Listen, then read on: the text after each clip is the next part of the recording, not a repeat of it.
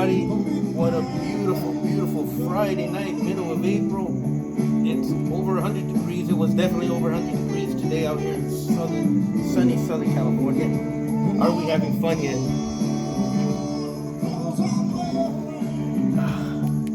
Let me tell you what, this project here has been an absolute blast. And I thought it was going to be kind of like a straight out of the box, other than some custom odds and ends I was going to put on top. But man, oh man, was I dead wrong. Let me tell you what I worked on all day long. This is probably going to be a 2 or 3 part video because the camera cuts off if it's way too long. And I'm going to cover a lot of little topics that you may find interesting or not, or you may come across when you do your build or other builds. I'm just passing along. Basically, what this build is going to be is me thinking at my workbench when I work on this stuff by myself, but thinking out loud only with the camera on for you guys. So pour yourself a nice cup of coffee, or iced coffee in this case, or iced tea, or a cold beer, or some nice tequila, Casamigos tequila, whatever you want. Grab your guitar. I'm grabbing my guitar later on tonight. I'm going to be hitting that back patio and playing some music all night long.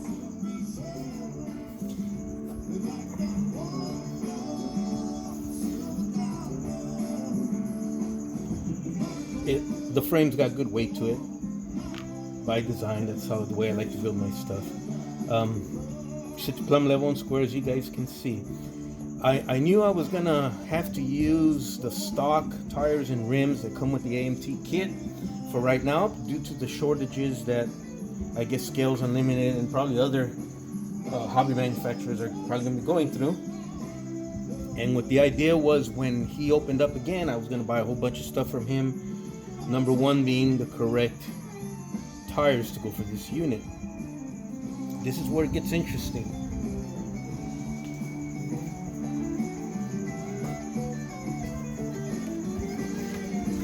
If I put the AMT tires on this kit and finish it up, when I get the other ones, I'm gonna have to break them off, unglue them, dismantle to put the new ones on a finished model. I didn't want to risk breaking anything or destroying something. So I said, you know what I'm going to do? I'm going to design a little system here where my wheels screw on. Nice tight fit. Both the dualies and the front steer wheels. Let's go back to some music here. And then when I get the other correct tires and rims, I'll unscrew these off and just glue those back on. So I like the idea, and I toyed around with it a little bit, and this is what I came up with. We're going to use a laptop kind of to show you some before and after pictures, but I went ahead and finished off the frame. I'm going to add fuel tanks and little air lines and all the little cute doodads as the weeks progress.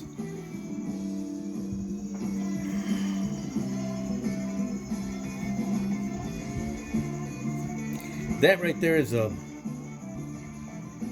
256 size bolt. In this case, it's a stainless steel bolt. This one might be covered with paint. Same thing on this side. The idea being that I'll be able to screw the front steer wheels on. For the back was a little bit more different. Originally, I had a big bolt sticking out of this end and this end.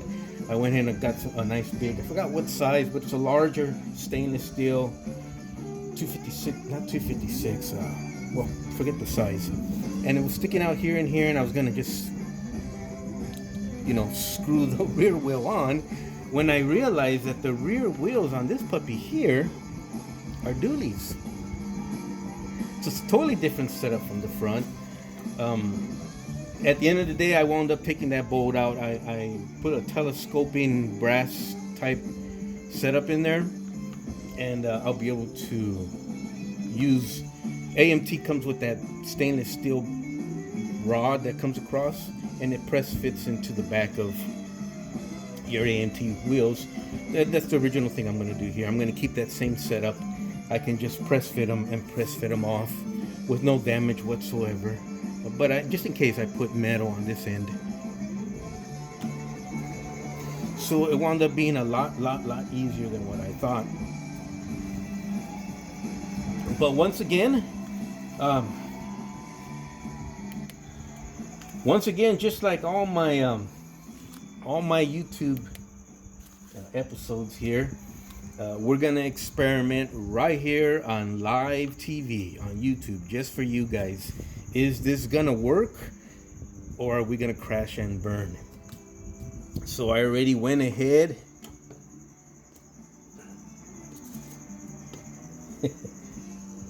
I don't know why I do this. But I do it. Okay, let's start. Now, you get that stainless steel brass rod from the AMT kits that press fits into the back of their rims, and that's perfect. So there's going to be no effort on the rear of this. It's basically the same setup as the AMT original setup. Only difference is I have telescoping brass axles, just in case I want to play with width or narrow it, widen it, pull them off, pull them on, pull them off, not have to worry about damaging anything. It serves many purposes. Mainly it just soothes my mind. But here we go. This is basic straight setup. It's no big deal. Uh-oh. Uh-oh.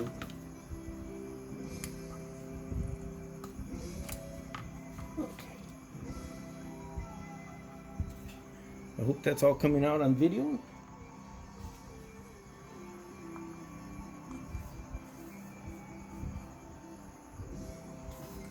There you go.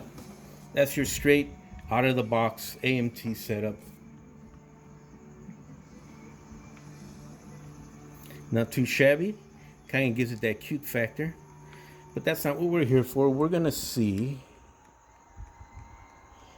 if my screw-in type front steer wheels is going to work. Are you guys ready? Tom Klein, are you ready, sir? All right, here we go. I'll explain the build process, what I had to do after we're done with this experiment here. I have close-up pictures and all sorts of good stuff.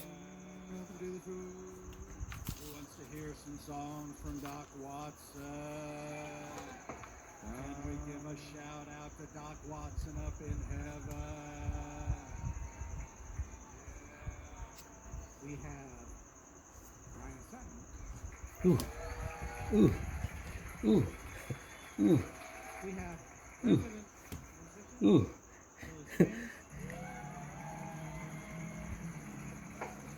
Ooh. Okay. Wow, that's interesting.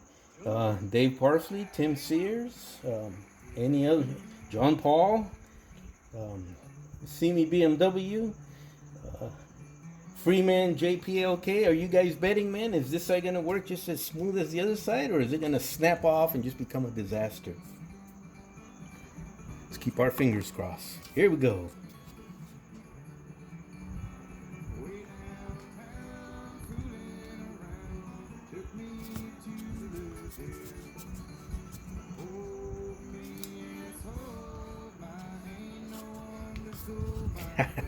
I think it's gonna work.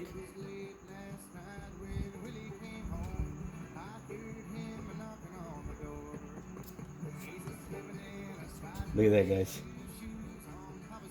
I can tighten them. I can leave them loose so they roll. But the idea, all right.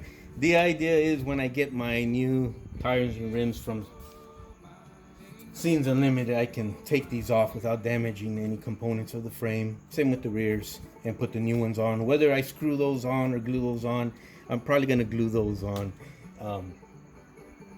We'll cross that bridge when we get there.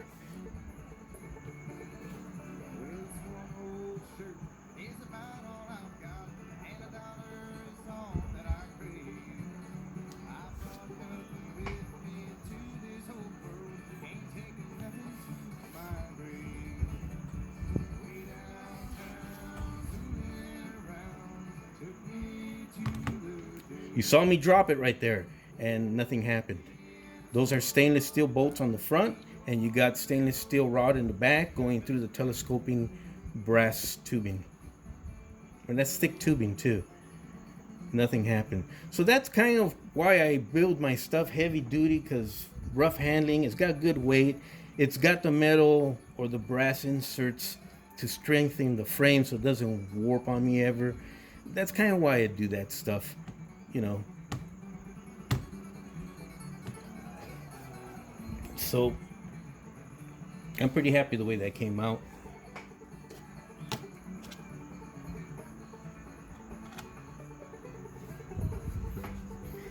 I know GT Classic Plastic's gonna love that look right there. It's actually pretty cool.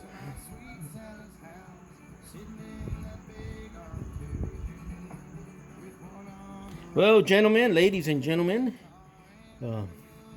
my fellow COVIDians, we pulled it off.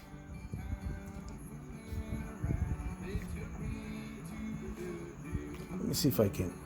There we go.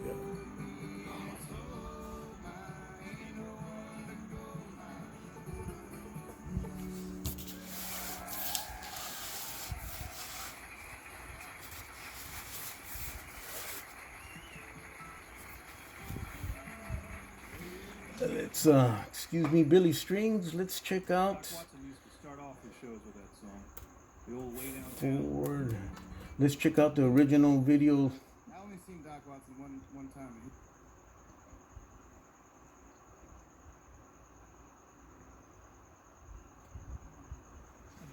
Gotta wait for the commercials. But anyways, you kind of see what I'm going with it. Gonna be about this high. And keep in mind these tires can still screw in more, so I have a more narrow width footprint, or tire print in this case. Same with the rears. I can bring them in, I can pull them out. They're both fully adjustable on all four corners. Okay, here we go.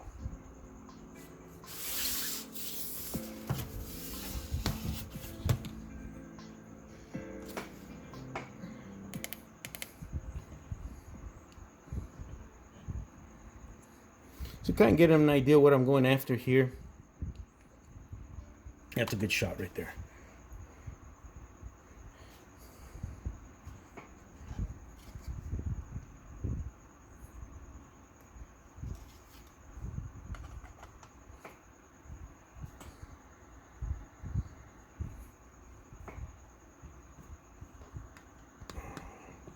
Well, something like that.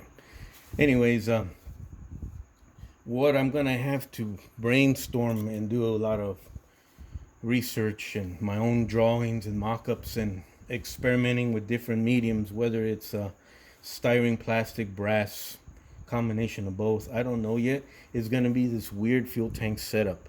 It's kind of like a square fuel tank here on this side and on the other side, but it's all connected like one piece going across the frames. I've never seen anything like that. I'm sure it's an application probably for dump trucks or fire trucks or something. Maybe trucks that work at an airport. I don't know. But I'll figure it out. It's got a safety tread on top. More than likely, I'm going to do it out of brass. I've got the brass safety tread to do it. So it's a one piece that will just drop in right here. It's really, really odd. I hope I can pull it off and do it justice.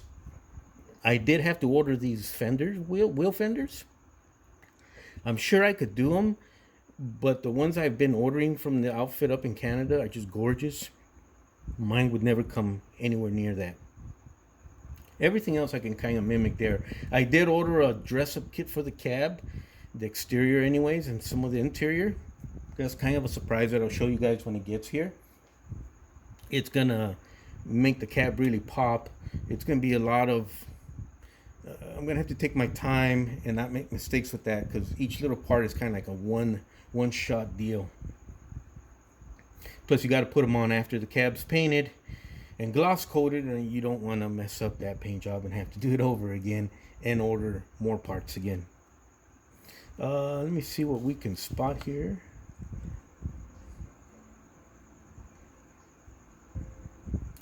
That's the outfit that was selling this particular cab C600. I did send them an email asking them if I could use screenshots for my modeling purposes. I haven't heard back from them. They're a busy outfit, and this vehicle has sold a long time ago, a few years ago actually. So they're probably not even going to see my email. But if they do contact me and they don't like the fact that I'm using their video, I'll be more than happy to pull it off. Maybe except for a screenshot or two. And if they're fine with it, that's be fantastic. It serves the modeling community and it gives them actually free advertisement.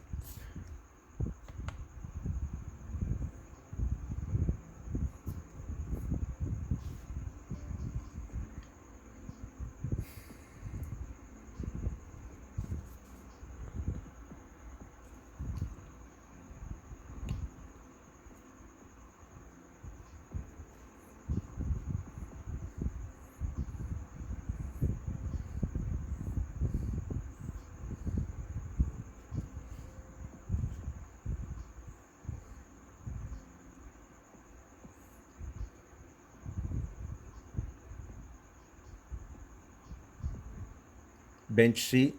I gotta come. I gotta come. I gotta come across some bench seats because I don't have any bench seats. Pretty plain interior.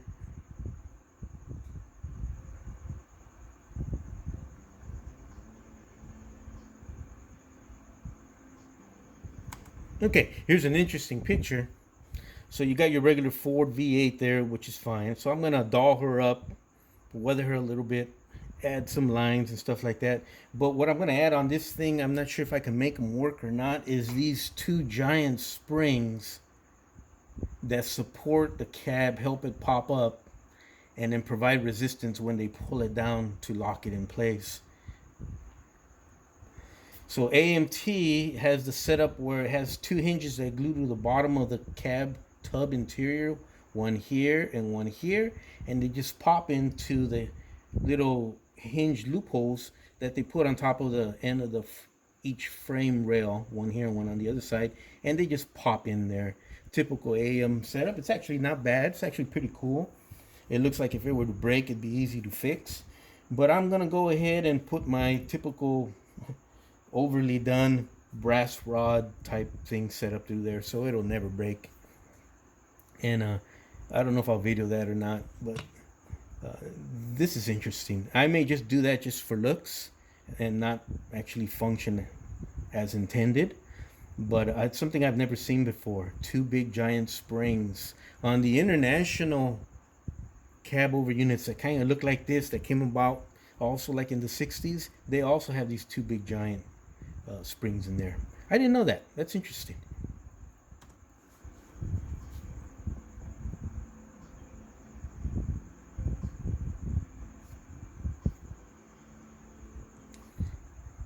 If we go back there slightly, you see this here?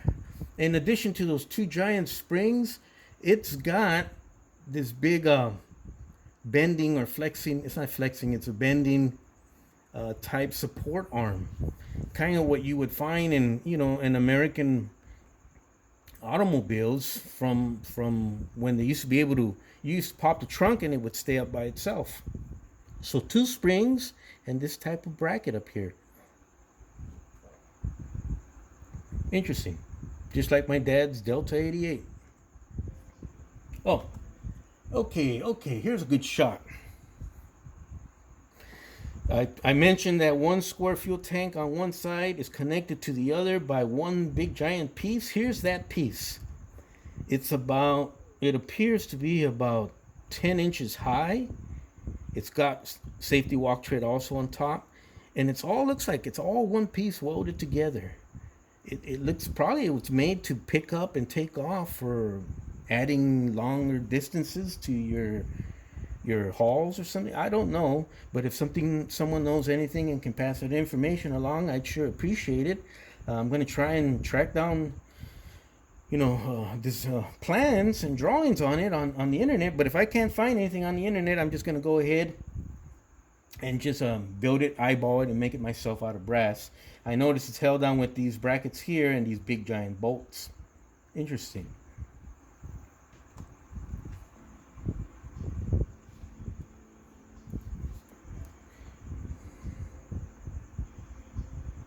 something real interesting. Oh, there's a good shot.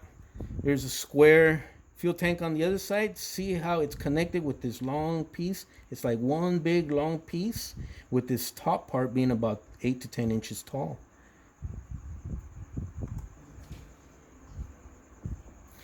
There's another shot of it. There's the top with the safety walk tread pattern. Here's something I want to share with you guys. And we're going to do it on ours. See how odd that fuel tank looks with the fenders? You can't see through this frame on this model, on the real one here. It's got a whole bunch of sheet metal plating covering the frame, so I'm going to mimic that. What I want to show you, this, so you can catch it. There's gatewayclassiccars.com. Check them out for your classic car. Okay, there we go. What I wanted to show you this, and no Mopar nut. It's not the New Jersey license plates. You mafioso, you. It's in addition to the fifth wheel, it's got a drop down tow hitch. So I can mimic that tow hitch. I'm gonna mimic that tow hitch with brass, angle brass. And I can mimic that square part. Well, I have square. I just don't have it handy here. I have that square piece in brass and aluminum, actually, that I'm going to mimic. So fenders, weird fuel tank, plating across the top, drop down tow hitch. You can see now why I kind of fell in love with this unique oddball truck. And yes, Mopar, if we can find some 1/25th scale New Jersey plates in this color, at least, if you could give me a lead on some of those, or if you have some, man, I would really appreciate it. Because yeah, I'd love to make this guy here that guy there, and New Jersey license plates would be perfect. Okay, enough of that.